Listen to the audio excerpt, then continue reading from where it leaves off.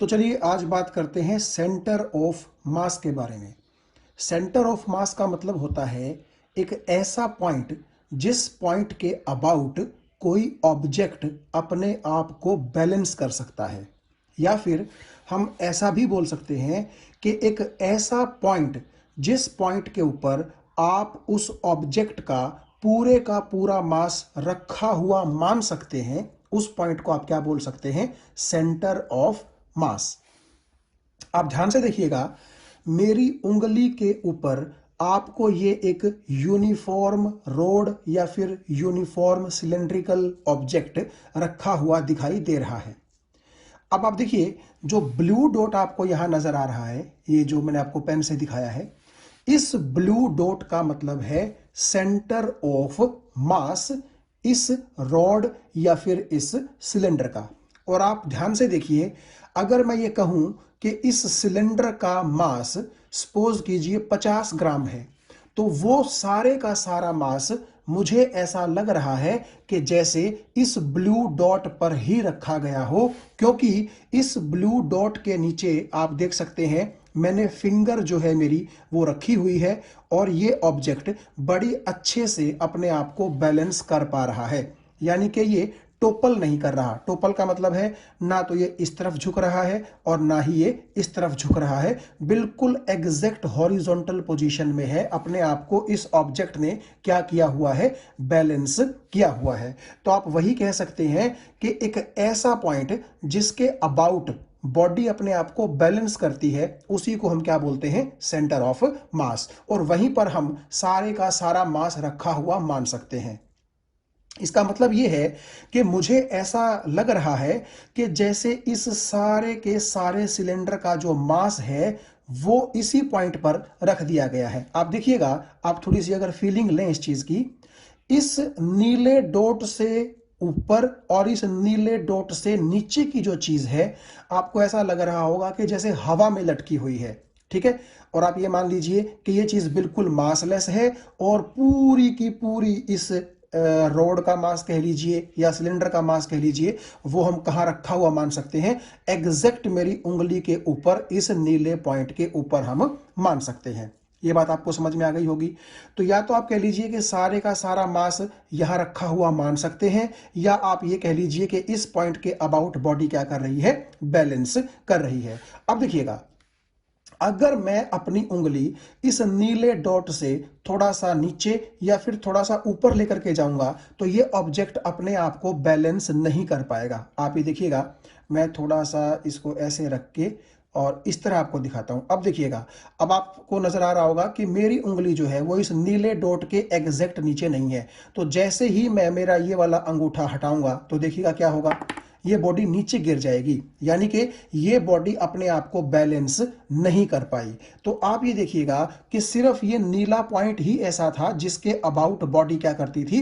Balance करती थी। तो इसी को हम क्या बोलेंगे? Centre of mass. और आप ऐसा भी कह सकते हैं कि जब आपने यहां पर यहां इस पोजीशन पर उंगली लगाई, तो हमें कुछ ऐसा लगेगा कि जैसे जो मास है इस रॉड का वो यहां पर कम है और आगे की तरफ ज्यादा है, इसीलिए ये रॉड यूं नीचे की तरफ गिर जाती थी। यानी कि आपका इस पॉइंट के ऊपर यहां सारे का सारा मास रखा हुआ नहीं माना जा सकता। ठीक है। तो सारे का सारा मास रखा हुआ कहां माना जा सकता है? एग्जैक्ट जो आपका मिड पॉइंट है यहां पर। ये मैं बात कर रहा हूं यूनिफॉर्म शेप की जो बॉडीज हैं उनके बारे में। तो मुझे उम्मीद है ये डेफिनेशन आपको समझ में आ गई होगी कि एक ऐसा पॉइंट जिसके अबाउट या तो कह लीजिए कि बॉडी बैलेंस करती है, या जिस पॉइंट पर हम सारे का सारा मास ऑब्जेक्ट का रखा हुआ मान सकते हैं, उसी को हम क्या बोलते हैं? Centre of mass. अब देखिए, आगे आपको जो ये दो डायग्राम नजर आ रहे हैं, डायग्राम 1 और डायग्राम 2, इसमें आप अगर ध्यान से देखें, यहां पर दो सेम मास के ऑब्जेक्ट हैं और उनको एक बिल्कुल पतली सी रॉड के साथ जोड़ा गया है। यहां पर भी आप देखिएगा दो मासेस को एक पतली सी रॉड के साथ जोड़ा गया है, लेकिन फर्क क्या है, यहां पर दोनों मासेस इक्वल हैं और यहां पर दोनों मासेस अलग अलग हैं। ये जो मास है ये ज्यादा है और ये जो मास है ये कम है।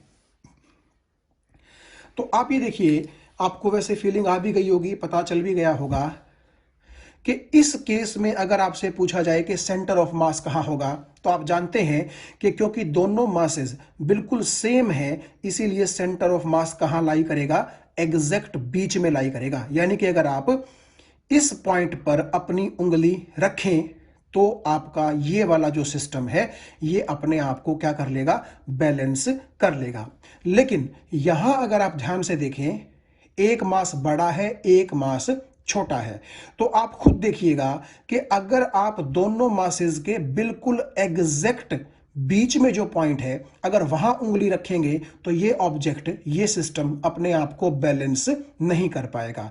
तो आप ये समझ गए होंगे कि इसको बैलेंस करने के लिए आपको उंगली कहां रखनी चाहिए, यहां रखनी चाहिए। यानी कि इस सिस्टम का जो सेंटर ऑफ मास होगा वो भारी वाले यानी कि ज्यादा वाले मास के थोड़ा सा करीब होगा। और आप ये समझ भी सकते हैं, आगे हम देखेंगे भी मैथमेटिकली इसको, लेकिन फिलहाल आप ऐसा समझने के लिए देख सकते हैं कि जो सेंटर ऑफ मास है वो देखिए एग्जैक्ट बीच में नहीं है, बल्कि वो थोड़ा सा मैसिव जो ऑब्जेक्ट है यानी कि जो ज्यादा मास का ऑब्जेक्ट है उसके करीब आ गया है। और आप ऐसी फीलिंग ले भी सकते हैं कि अगर आप अपनी उंगली यहां रखें इस पॉइंट के नीचे, तो आपका ये सिस्टम क्या कर लेगा, खुद को बैलेंस कर लेगा। तो यहां इन दोनों एग्जांपल्स से हमें सिर्फ ये चीज समझ में आती है कि अगर हमारे पास दो मासेस बिल्कुल इक्वल हैं तो उनका सेंटर ऑफ मास एग्जैक्ट बीच में होगा, और अगर दो मासेस अनइक्वल हैं तो जो सेंटर ऑफ मास है उसकी लोकेशन थोड़ा सा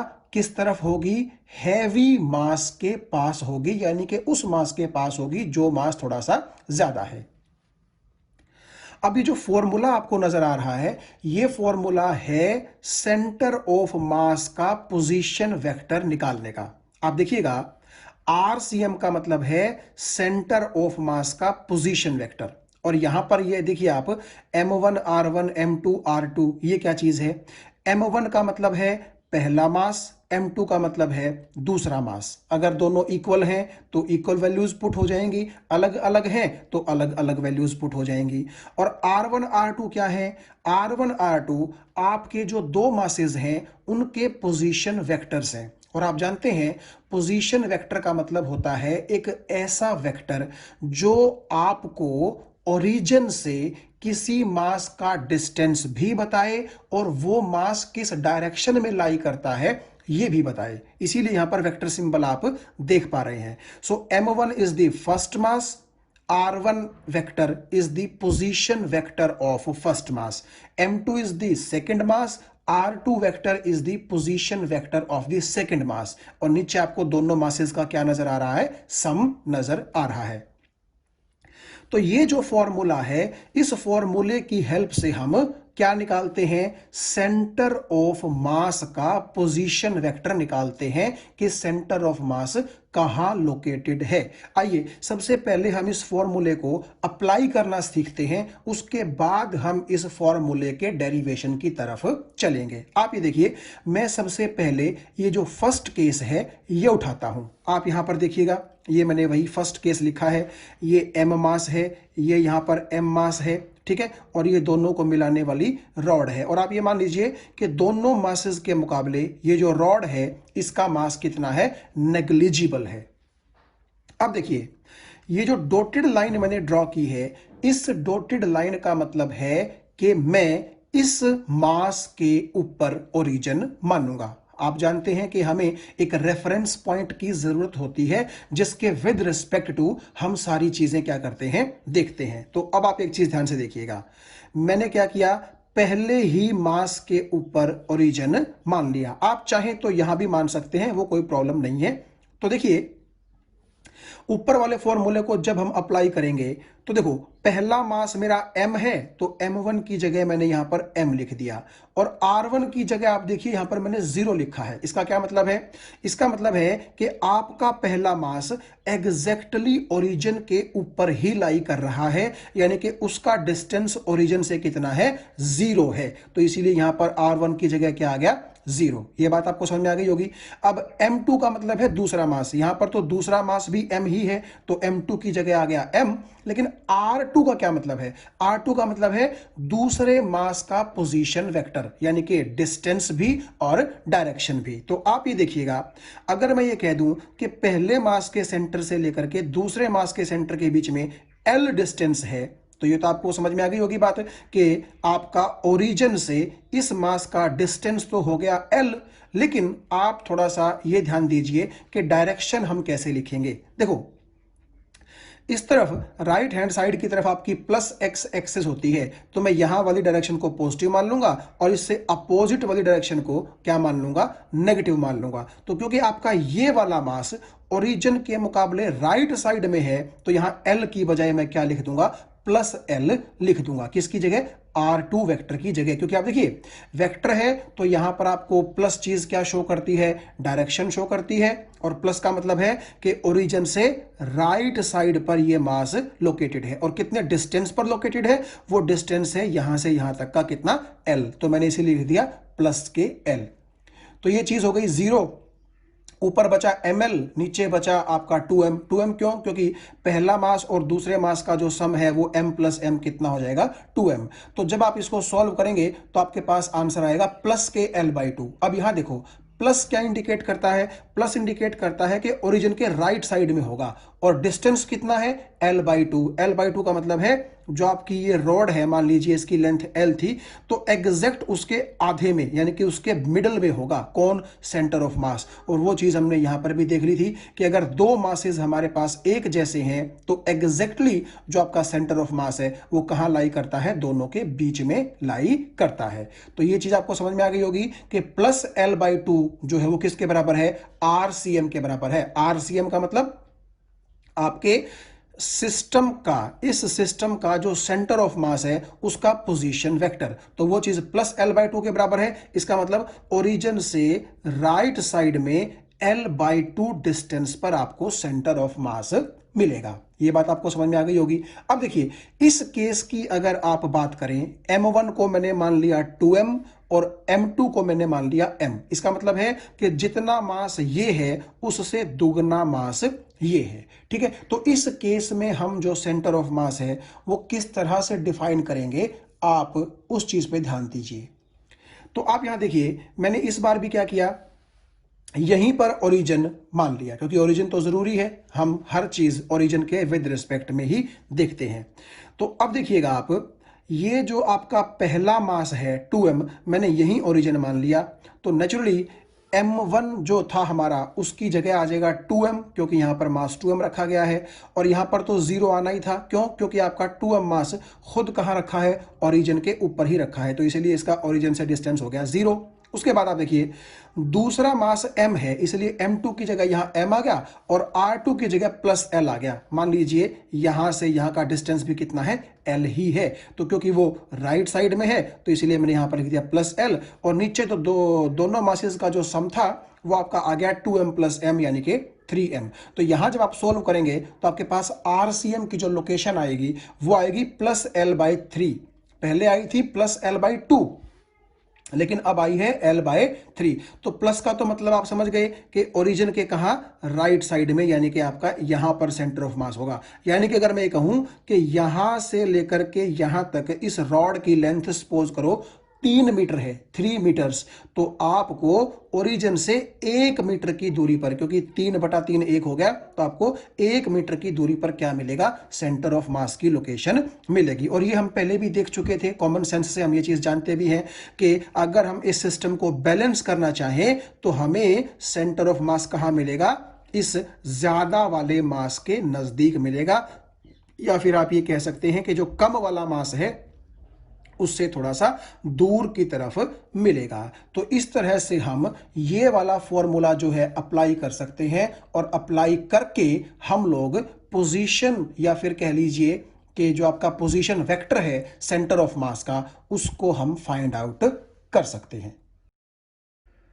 तो चलिए अब हम उस डेरिवेशन की तरफ चलते हैं जिस डेरिवेशन से हमें position vector of centre of mass निकालने का जो फॉर्मूला अभी हमने पढ़ा था वो फॉर्मूला हमें मिलेगा।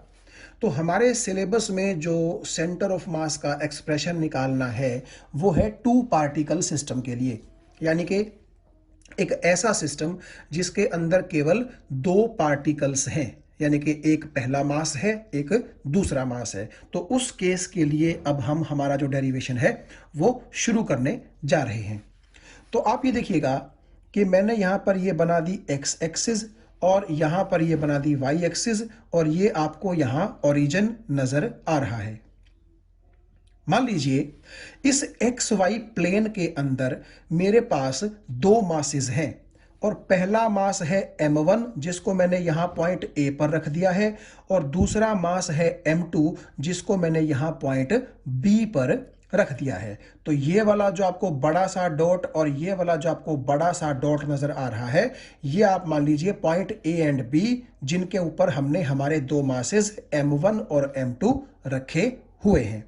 तो अब देखिए जो हमारा m1 मास है r1 उसका क्या है, पोजीशन वेक्टर है, और जो हमारा मास m2 है r2 उसका क्या है, पोजीशन वेक्टर है। और पोजीशन वेक्टर आप पहले पढ़ चुके हैं, एक ऐसा वेक्टर जो हमें यह बताता है कि हमारा मास ओरिजिन से कितनी दूर है और किस डायरेक्शन में है। ठीक है, तो आप ये देखिएगा जो आपका m1 ऑब्जेक्ट है वो इस डायरेक्शन में है, और जो आपका m2 ऑब्जेक्ट है वो इस डायरेक्शन में है। तो भले ही दोनों के डिस्टेंस ओरिजिन से बराबर हो या ना हो कोई दिक्कत नहीं है, लेकिन क्योंकि डायरेक्शन अलग अलग है इसीलिए दोनों के पोजीशन वेक्टर भी क्या होंगे, अलग अलग होंगे। ये बात आपको समझ में आ गई। तो अब देखिएगा मैंने ऐसा कंसीडर कर लिया कि जो ये दो मासेस हैं इनका जो सेंटर ऑफ मास है मान लीजिए वो यहां लाई करता है। हम मान ही सकते हैं क्योंकि देखिए अगर दोनों मास बराबर होंगे तो वो एग्जैक्ट बीच में लाई करेगा, लेकिन अगर दोनों मासेस बराबर नहीं होंगे तो वो आपका थोड़ा सा ऊपर की तरफ या थोड़ा सा नीचे की तरफ भी लाई कर सकता है, डिपेंडिंग ऑन द केस कि कौन सा बड़ा है, m1 बड़ा है कि m2 बड़ा है। तो मैंने मान लिया कि ये जो पॉइंट है ये डिनोट करता है सीएम को, सीएम का मतलब सेंटर ऑफ मास। और आप ये देखिए ओरिजिन से ये सेंटर ऑफ मास कितनी दूरी पर है और किस डायरेक्शन में है, तो वो हमें जो लोकेशन सेंटर ऑफ मास की बताता है वो बताता है उसका पोजीशन वेक्टर। तो ये कैपिटल RCM जो आपको डॉटेड नजर आ रहा है ये आप समझ गए होंगे कि ये हमारे अज्यूम्ड सेंटर ऑफ मास का क्या है, पोजीशन वेक्टर है। अब देखो हम बाकी चीजों की अब बात करते हैं जो हमने इस डायग्राम के अंदर लिखी हुई हैं। देखिए यहां पर आपको ये दो फोर्सेस नजर आ रहे हैं, पहला है F12 और दूसरा है F21। ये जो F12 और F21 है ये आपके दोनों ऑब्जेक्ट को मिलाकर के जो आपने ये सिस्टम बनाया है इस सिस्टम के इंटरनल फोर्सेस हैं। यानी कि आप अगर बिल्कुल आसानी से समझना चाहें तो आप ऐसा समझिए कि जैसे न्यूटन ने ये कहा था कि हर मास दूसरे मास को अट्रैक्ट करता है। ठीक है, ग्रेविटेशनल लॉ आपने जो न्यूटन का है वो पढ़ा है। तो मान लीजिए मैं ये कहता हूं कि यहां पर जो मास m1 रखा गया है और यहां पर जो मास m2 रखा गया है ये दोनों मासेस एक दूसरे को क्या कर रहे हैं, अट्रैक्ट कर रहे हैं, एक दूसरे के ऊपर ग्रेविटेशनल फोर्सेस लगा रहे हैं। तो मैंने नोटेशन में क्या किया है, जिस ऑब्जेक्ट के ऊपर फोर्स लग रहा है उसको रखा है पहले और जो ऑब्जेक्ट फोर्स लगा रहा है उसको रखा है बाद में। जैसे आप यहां देखिए F12 का मतलब है force on the first mass and of course this force is applied on the first mass by the second mass. भाई आपका ये जो पहला मास है, इस पहले मास को ये वाला दूसरा मास अपनी तरफ ग्रेविटेशनल फोर्स लगा करके अट्रैक्ट करने की कोशिश करेगा। तो आप ये देखिए, ये फोर्स लग किस पे रहा है, पहले मास पर, तो यहां 1 पहले आ गया, और लगा कौन रहा है, सेकंड मास, तो 2 आपका कहां आ गया, बाद में। तो आप यहां देखिएगा F12 का मतलब है force on the first mass due to the second mass. तो सिमिलरली जब ये वाला मास इस मास को अट्रैक्ट कर रहा है, तो पहला मास भी तो दूसरे मास को अपनी तरफ क्या करेगा, अट्रैक्ट करेगा। तो उस फोर्स को मैंने नाम दे दिया F21 का।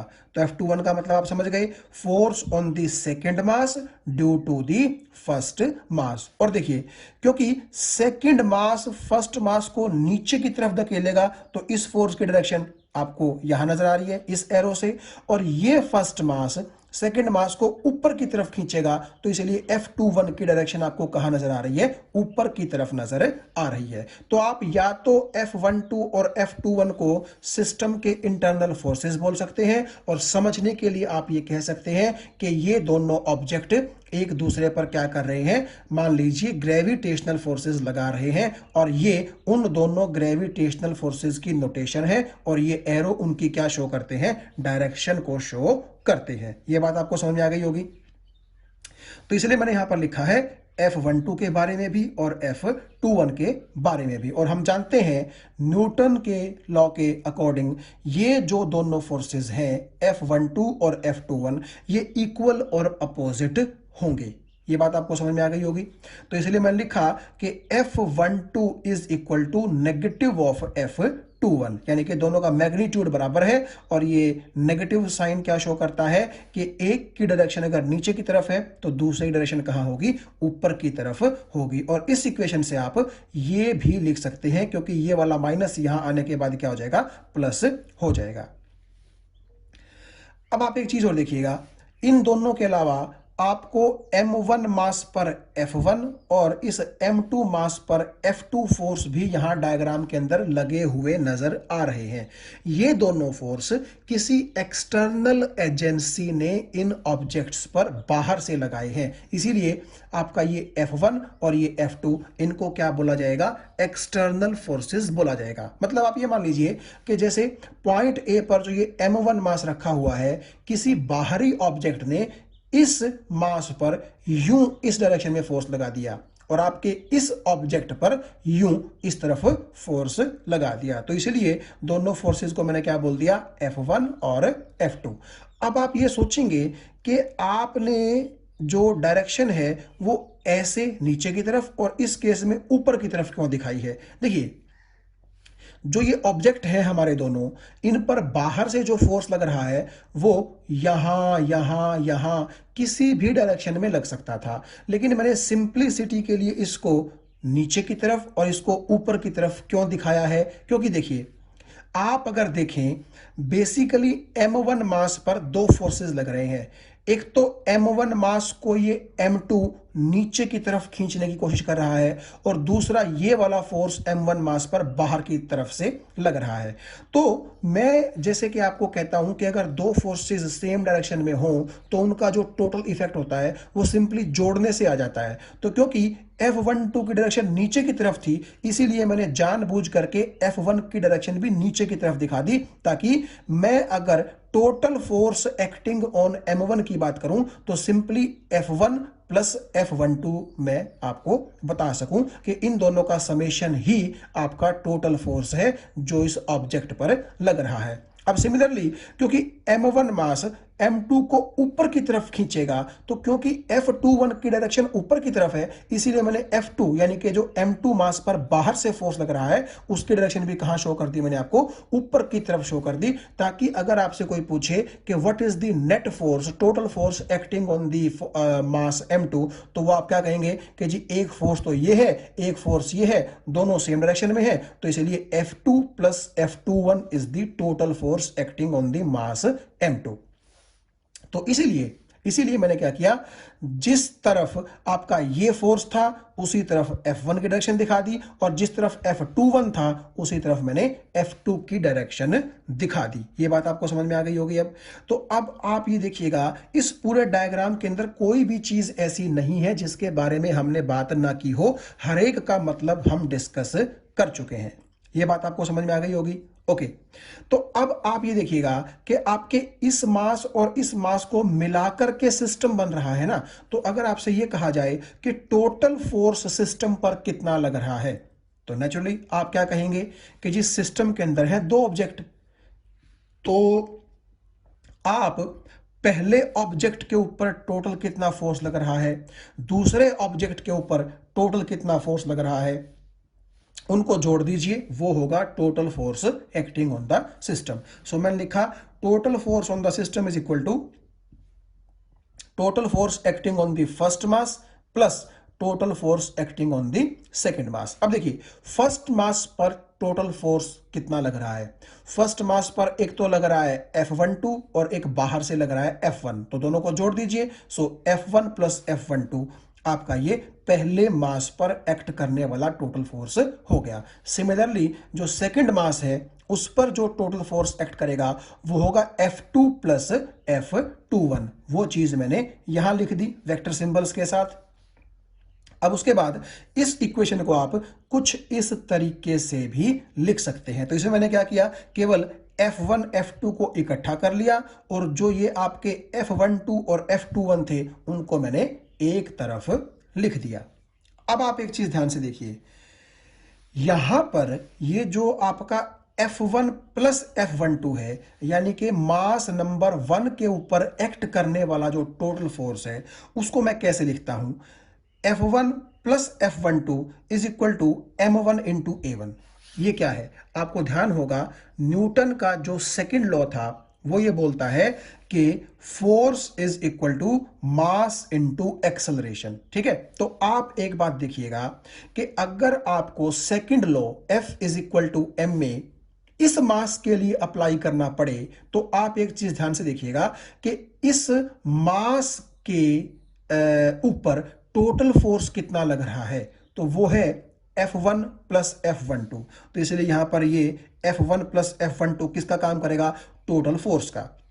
और वो फोर्स होता किसके बराबर है, मास इनटू एक्सेलरेशन। तो क्योंकि आपका मास इस ऑब्जेक्ट का m1 है तो यहां पर आपने लिख दिया m1, और क्योंकि पहला ऑब्जेक्ट है तो मान लीजिए एक्सेलरेशन उसकी क्या है, a1 है।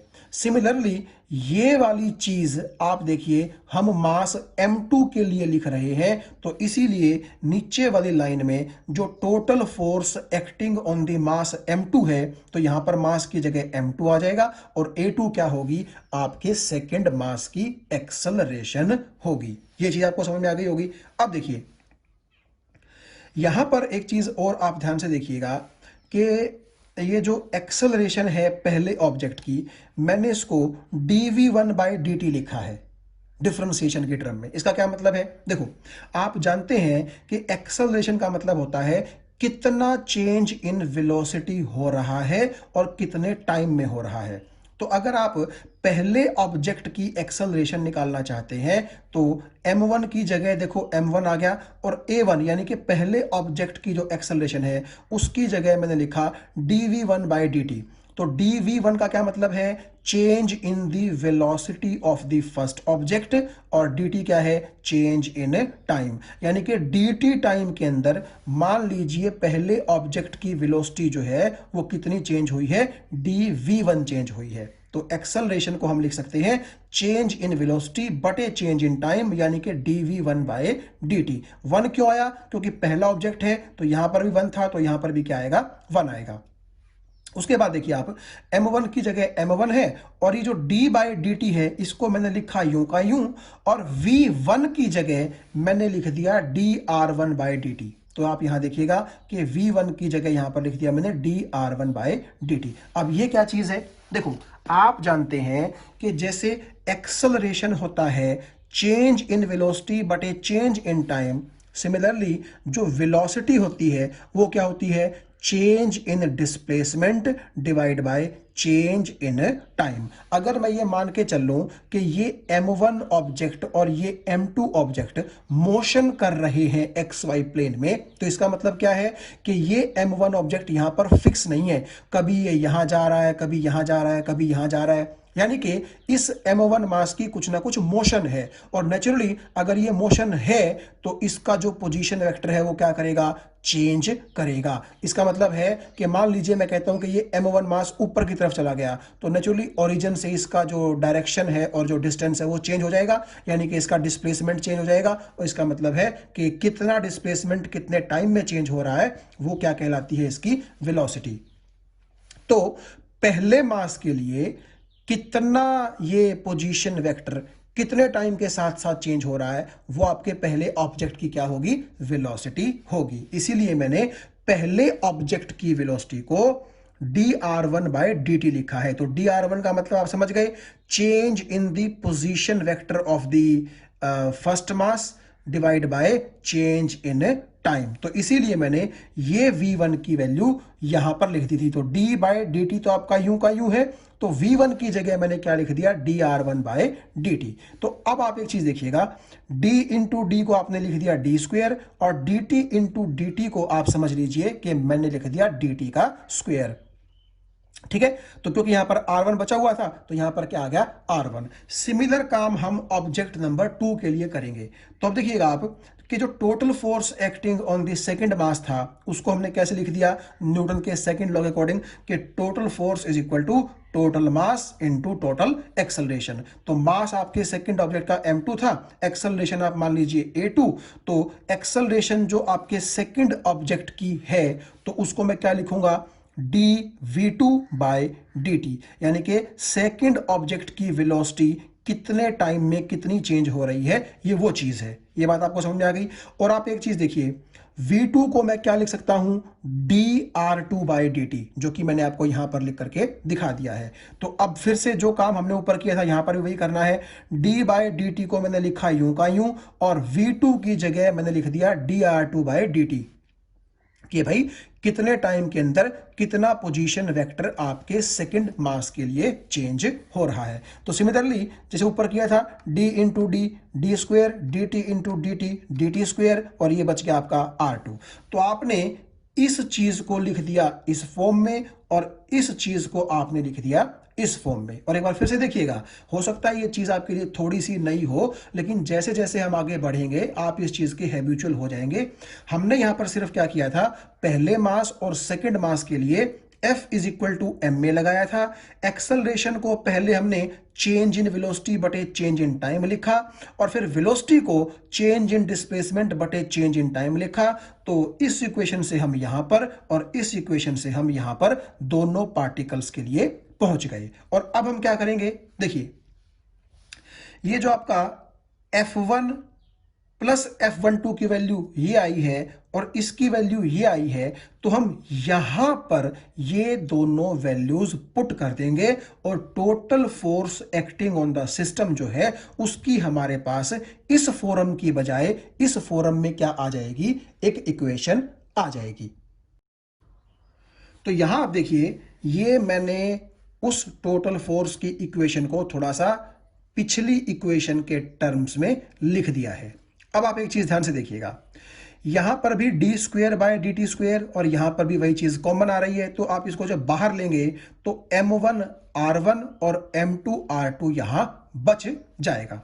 तो हमारे पास कुल मिलाकर के इक्वेशन जो बची कि f is equal to D square upon D T square, और ब्रैकेट के अंदर क्या बचा, m1 r1 plus m2 r2। अब आप ध्यान से देखिएगा मैं क्या करता हूं, मैंने इस ऊपर वाली इक्वेशन को यहां पर आप f वेक्टर मान करके चल लीजिए, मैंने लिखा नहीं है वो आप समझ ही रहे हैं।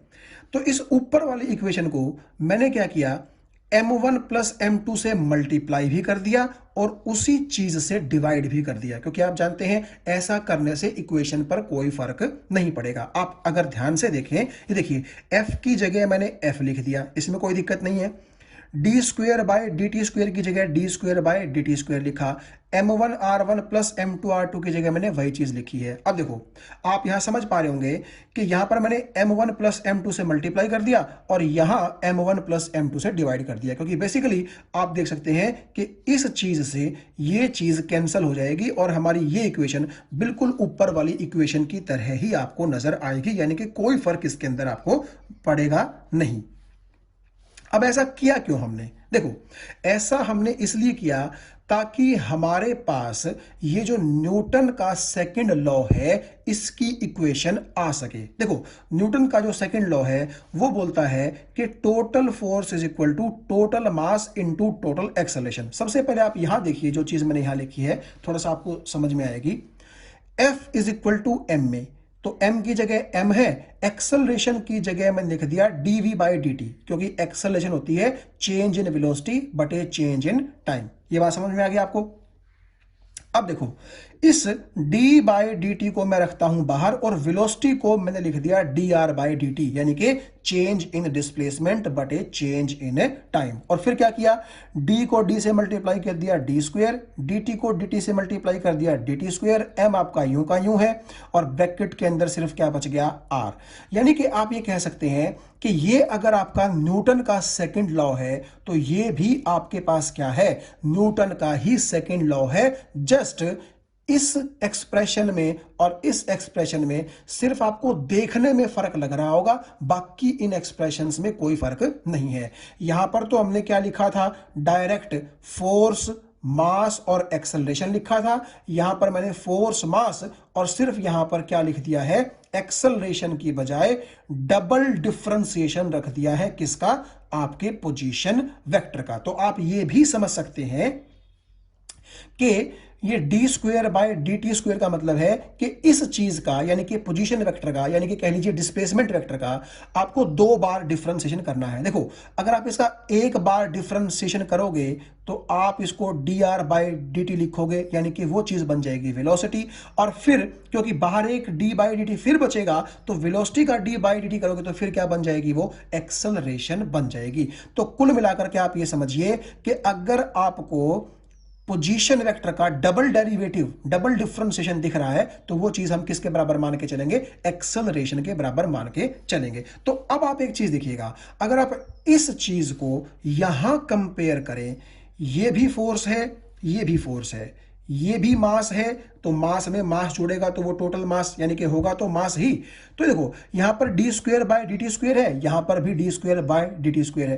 तो आपको ऐसा नहीं लगता कि जैसे यहां ब्रैकेट के अंदर अगर आपका पोजीशन वेक्टर है तो यहां पर भी ब्रैकेट के अंदर क्या होना चाहिए, पोजीशन वेक्टर ही तो होना चाहिए, क्योंकि पोजीशन वेक्टर का ही डबल डेरिवेटिव किसके बराबर होता है, एक्सेलरेशन के बराबर होता है। और तभी हम F is equal to M into acceleration का जो लॉ है न्यूटन का सेकंड लॉ, वो अप्लाई कर सकते हैं। तो इसीलिए क्योंकि यहां पर ब्रैकेट के अंदर आपको यहां पर ब्रैकेट के अंदर आपको जो है पोजीशन वेक्टर नजर आ रहा है, तो ये जो ब्रैकेट के अंदर चीज है ये भी आपको क्या देगी, पोजीशन वेक्टर ही देगी। लेकिन किसका, वो आपको देगी सेंटर ऑफ मास का। क्यों? क्योंकि देखो जो आपका ये टोटल फोर्स है, यहां पर आप देखिए m1 प्लस m2 है, यानी कि हमारे पास 2 पार्टिकल थे और 2 पार्टिकल्स का ये टोटल मास है। और आप डेफिनेशन के अकॉर्डिंग जानते हैं कि जो टोटल मास होता है वो कहां पर रखा माना जा सकता है, सेंटर ऑफ मास पे ही तो रखा माना जा सकता है ना। तो इसीलिए क्योंकि इस मास का ये क्या था, पोजीशन वेक्टर, तो इसका मतलब है कि ये पोजीशन वेक्टर होगा किसका, टोटल मास का। और टोटल मास क्योंकि आपका रखा जा सकता है सेंटर ऑफ मास पे, इसीलिए हम कहेंगे कि ये एक्सप्रेशन आपको क्या देगा, सेंटर ऑफ मास के पोजीशन वेक्टर का एक्सप्रेशन देगा। इसीलिए मैंने इस ब्रैकेट के अंदर जो टर्म बंद है ये एरो दिखा करके यहां आरसीएम लिखा है और लिखा है कि position vector of that point where whole mass is supposed to be placed or supposed to be concentrated। ये बात आपको समझ आ गई, क्योंकि दोनों पार्टिकल्स का मास टोटल मास है तो उसी पॉइंट का ये आपको पोजीशन वेक्टर देगा। और आप जानते हैं कि टोटल मास तो सेंटर ऑफ मास पे रखा हुआ होता है, तो इसीलिए ये पोजीशन वेक्टर किसका है, आपके सेंटर ऑफ मास का है। इसीलिए RCM आपका इसके बराबर हो गया। तो मैंने यहां पर वो चीज आपके लिए लिख दी है, और यहां पर मैंने वैसे भी लिखा है F की जगह F लिख दिया। M1 प्लस M2 का मतलब है total mass of the system, और इसीलिए मैंने यहां पर हटा करके क्या लिख दिया, RCM। इसीलिए RCM आपका इसके बराबर आ गया, और ये हमने डिराइव कर लिया एक्सप्रेशन किसका, सेंटर ऑफ मास का। तो जो शुरू में हमने फॉर्मूला देखा था कि जो पोजीशन वेक्टर होता है सेंटर ऑफ मास का, वो इसके बराबर होता है, वहां पर हमने अप्लाई करना तो सीख लिया था, लेकिन अब की बार हमने क्या कर दिया है, उसका डेरिवेशन सक्सेसफुली कर लिया है। और यहां आप देखें कि मैंने जो ये सेंटर ऑफ मास का पोजीशन वेक्टर आपको लिख करके दिखाया है, सेम जो डायग्राम हमने पीछे ड्रॉ किया था, यहां पर भी वही डायग्राम है। ये आपका पॉइंट ए है जहां पर M1 मास रखा गया है, ये आपका पॉइंट बी है जहां M2 मास रखा गया है। अब की बार मैं क्या कर रहा हूं, कोऑर्डिनेट्स की टर्म्स में बात कर रहा हूं। पॉइंट ए जो है, मान लीजिए x1 y1 उसके क्या है, कोऑर्डिनेट्स हैं, आप ये बड़े अच्छे से जानते हैं। और जो पॉइंट बी है x2 y2 क्या है, उसके कोऑर्डिनेट्स हैं। तो सिमिलरली आपका जो x1 y1 है वो पहले मास के कोऑर्डिनेट आप कह सकते हो, और x2 y2 आप दूसरे मास के कोऑर्डिनेट्स कह सकते हो। तो अगर आपको दोनों मासेस के कोऑर्डिनेट्स मालूम है, तो सेंटर ऑफ मास के जो कोऑर्डिनेट्स हैं, मान लीजिए उसका x कोऑर्डिनेट है xcm और y कोऑर्डिनेट है ycm, तो वो आप किस तरह निकाल सकते हैं वो हम यहां से देखेंगे। देखिए, आप RCM को क्या लिख सकते हैं, XCM I cap plus YCM J cap. आप ये चीज समझ रहे होंगे, ट्रायंगल लॉ के अकॉर्डिंग हमने लिखा है, क्योंकि अगर आप यहां से एक परपेंडिकुलर यूं ड्रॉ कर देंगे तो यहां आपका होगा x कोऑर्डिनेट यानी कि XCM, और वो क्योंकि x डायरेक्शन में है तो इसलिए XCM I कैप आ गया। और आपको यहां तक पहुंचने के लिए ऊपर चलना पड़ेगा y डायरेक्शन के अंदर, तो वो आपका YCM हो गया। और जो आप y एक्सिस में चले तो वहां पर यूनिट वेक्टर कौन सा आता है, J कैप, तो YCM के साथ J कैप हो गया। और देखिए दोनों आपके सेम ऑर्डर में है और ये अपोजिट ऑर्डर में है, तो ये RCM जो है आपका पोजीशन वेक्टर क्या हुआ, इन दोनों का रिजल्टेंट ही तो हुआ, इसीलिए मैंने इसकी जगह ये लिख दिया। आप इसको बोल सकते हैं कि मैंने कंपोनेंट फॉर्म के अंदर बेसिकली इसको लिख दिया कि RCM के x कंपोनेंट ये हैं और y कंपोनेंट ये हैं। सिमिलरली जो आपका R1 है, R1 आपके पहले मास का पोजीशन वेक्टर और R2 आपके दूसरे मास का पोजीशन वेक्टर, मैंने उनको भी क्या किया है, x और y कोऑर्डिनेट की टर्म्स में लिख दिया है। जब आप दोनों साइड कंपेयर करेंगे, i को i के साथ और j को j के साथ, तो XCM आपको इसके बराबर मिलेगा और YCM आपको इसके बराबर मिलेगा। यानी कि अगर आपके पास सिर्फ दो पार्टिकल हैं तो आप ये फॉर्मूला लगा करके सेंटर ऑफ मास का x कोऑर्डिनेट और सेंटर ऑफ मास का y कोऑर्डिनेट निकाल सकते हैं। अगर आपके पास n पार्टिकल्स होते, यानी कि दो से ज्यादा पार्टिकल होते, 3 4 5 6 7, तो आपको क्या करना पड़ता, तो यहां पर प्लस में आता M3x3, फिर आता प्लस में M4x4 एंड सो ऑन, और लास्ट में आता MNxn, यानी कि nth पार्टिकल का मास और उसका जो nth कोऑर्डिनेट है वो। तो सिमिलरली आप ये देख सकते हैं कि आप चाहें तो इन दोनों को n पार्टिकल्स के ऊपर एक्सपेंड कर सकते हैं। यहां पर क्या आ जाएगा आपका M3R3 plus M4R4 and so on, last में MNRN, और नीचे आ जाएगा M1 प्लस M2 और लास्ट में आ जाएगा MN, यानी कि सभी जो पार्टिकल्स हैं उनके मासेस का सम। तो अब आप ध्यान से देखिएगा, इस XCM को मैं थोड़ा सा आपको यहां पर एक अलग से नोटेशन के अंदर लिख करके दिखा रहा हूं। आप ध्यान से देखिएगा, XCM को मैंने लिखा summation I is equal to 1 to n MIXI। अब ये चीज क्या ऊपर वाली चीज को डिनोट करती है? देखिए सबसे पहले आप ध्यान से देखिएगा, समेशन ये जो साइन है इसका मतलब होता है जोड़ना, जैसे कि यहां पर बीच में प्लस आया हुआ है, और अगर आपका तीसरा पार्टिकल होता तो प्लस M3x3 भी होता, चौथा होता तो M4x4 भी होता एंड सो ऑन।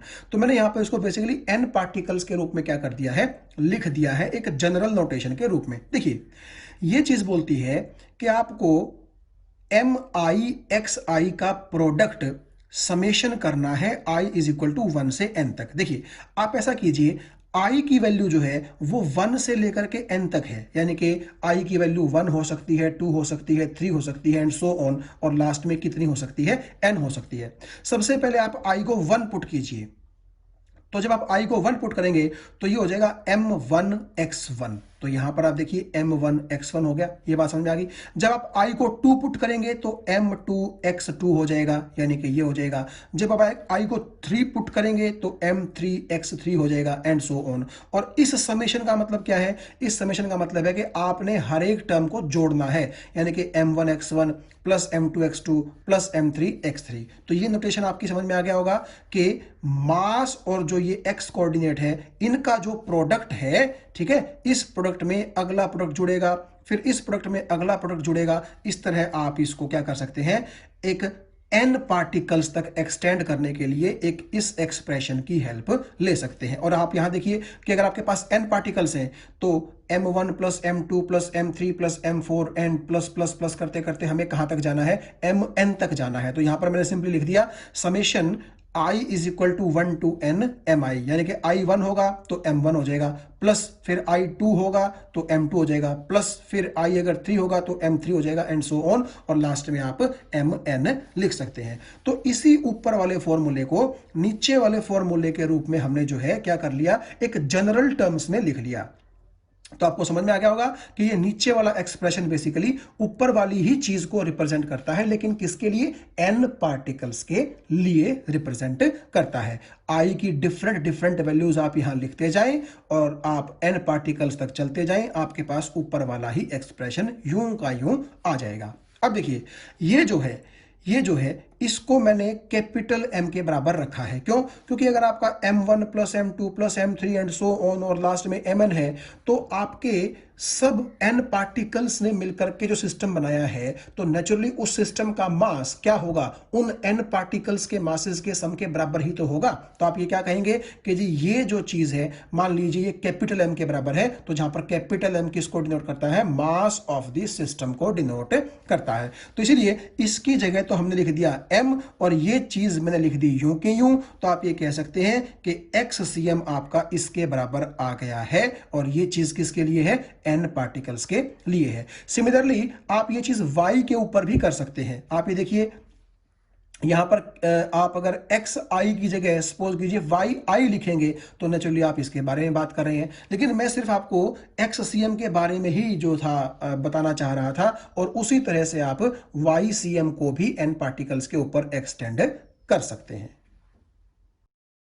तो चलिए अब हम फाइंड करते हैं कि अगर हमारे पास एक यूनिफॉर्म रॉड हो तो उस यूनिफॉर्म रॉड की लेंथ अगर हमें मालूम हो तो उसका सेंटर ऑफ मास कहां होगा, मैथमेटिकली हम इस चीज को कैसे फाइंड आउट कर सकते हैं। आप ये देखिए, मान लीजिए ये एक रॉड है और आप जानते हैं कि ये रॉड बिल्कुल यूनिफॉर्म है। यूनिफॉर्म का मतलब है कि इसकी जो मोटाई है वो हर जगह एक जैसी है, इसीलिए हम जानते हैं कि इसका जो सेंटर ऑफ मास है वो कहाँ होगा, एग्जैक्ट इसके बीच में होगा। तो आप ये भी कह सकते हैं कि अगर हम इस रॉड की लेंथ L माने तो basically half of the length यानी कि L/2 पर आपका क्या होगा, सेंटर ऑफ मास होगा, यानी कि उस पॉइंट के अबाउट ये क्या करेगी, बैलेंस करेगी। लेकिन ठीक है, वो तो हमें मालूम है, लेकिन मैथमेटिकली हम इस चीज को कैसे निकाल सकते हैं उसकी अब हम बात करते हैं।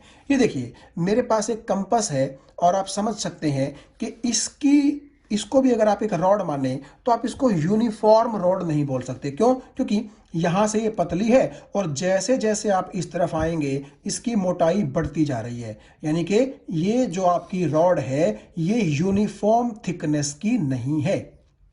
तो हम जो काम करने जा रहे हैं यानी कि जो सेंटर ऑफ मास निकालने जा रहे हैं वो किसका निकालने जा रहे हैं, यूनिफॉर्म रॉड का निकालने जा रहे हैं। और वो भी कौन सी यूनिफॉर्म रॉड, जो कि काफी थिन है, काफी पतली है। ये बात आपको समझ में आ गई होगी। यानी कि अगर मैं आपको थोड़ा सा ये बात कहना चाहूं कि इस पेन के अंदर सपोज कीजिए ये जो आपको रिफिल नजर आ रहा है, ये रिफिल जो है काफी पतली सी रोड का काम करेगा। तो हम उस थिन यूनिफॉर्म रोड का जो सेंटर ऑफ मास है वो निकालने जा रहे हैं। देखिए मैंने क्या किया, एक्स एक्सिस और वाई एक्सिस ड्रॉ कर दी और ये ओरिजिन है, और जो मेरी रॉड थी उसको मैंने कुछ इस तरीके से एक्स एक्सिस के पैरेलल रख दिया। ये चीज आपको यहां देखिए नजर भी आ रही होगी बड़े आराम से, ठीक है। तो ये जो आपको काफी डार्क ब्लू लाइन नजर आ रही है, ये आप मान के चल लीजिए कि हमारी थिन यूनिफॉर्म रॉड है, क्योंकि आप ये जानते हैं कि उसकी लंबाई को मैंने कहां रख दिया है, एक्स एक्सिस के पैरेलल रख दिया है। और मान लीजिए एल कैपिटल एल जो है उस थिन यूनिफॉर्म रॉड की क्या है, लेंथ है। अब देखिए जो लेंथ ऑफ रॉड है वो है कैपिटल एल, और इस रॉड का कुछ ना कुछ मास भी होगा, वो मैंने मान लिया कैपिटल एम। तो आप क्या लिखेंगे, आप ऐसा लिख सकते हैं कि एल लेंथ का मास कितना है, एम, तो यूनिट लेंथ का मास कितना होगा, एम बाई एल। तो उसको हम बोलते हैं मास पर यूनिट लेंथ, जिसको मैं किससे डिनोट कर रहा हूं, लैम्डा से डिनोट कर रहा हूं।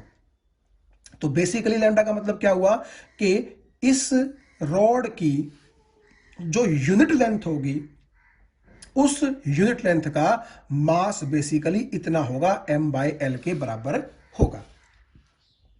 अब देखिए मैंने क्या किया, ये जो आपकी रॉड है उसका यहां से लेकर के यहां तक सपोज करो dx मोटाई का एक छोटा सा एलिमेंट, एक छोटा सा टुकड़ा कट कर लिया। यहां पर आपको समझ में आ गया होगा, ये जो दो डॉटेड लाइनें आपको पैरेलल नजर आ रही हैं, तो ये क्या है, ये शो करती है कि मैंने बिल्कुल इन दोनों लाइनों के बीच की जो थिकनेस है वो मैंने कट कर ली है इस रॉड से, और इस थिकनेस को मैंने मान लिया है कितना, dx। और ये जो कट किया हुआ एलिमेंट है ओरिजिन के मुकाबले मान लीजिए स्मॉल x डिस्टेंस पर लाई करता है।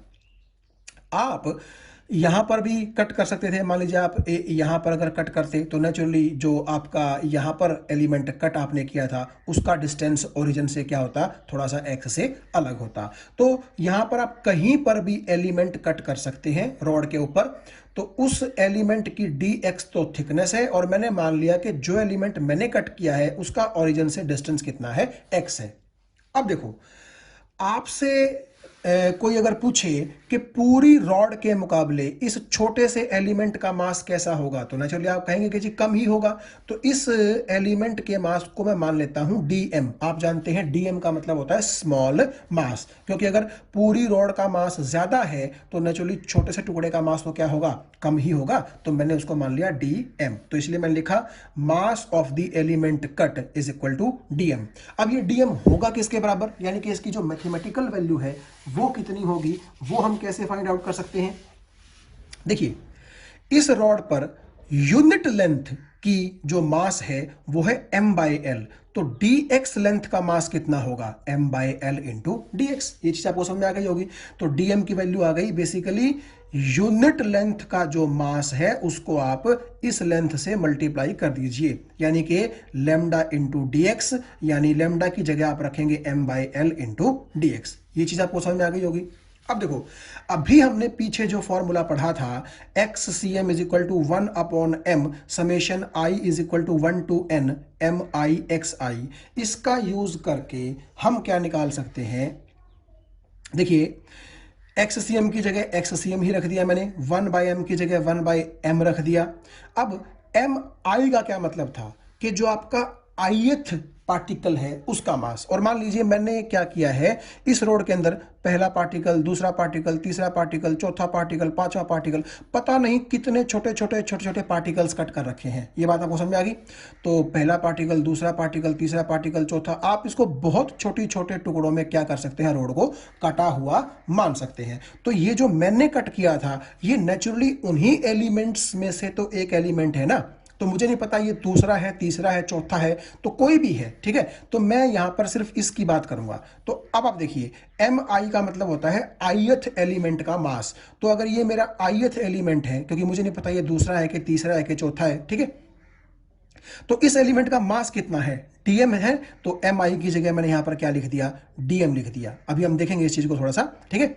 यहां पर 1/m तो 1/m ही है, और आप अभी इसको समेशन को भूल जाइए। एम आई की जगह मैंने लिख दिया डीएम। एम आई का मतलब था ith पार्टिकल का मास, और मैंने मेरा ith पार्टिकल ये मान लिया और उसका मास मैंने निकाल रखा है डीएम, तो मैंने यहां पर लिख दिया डीएम।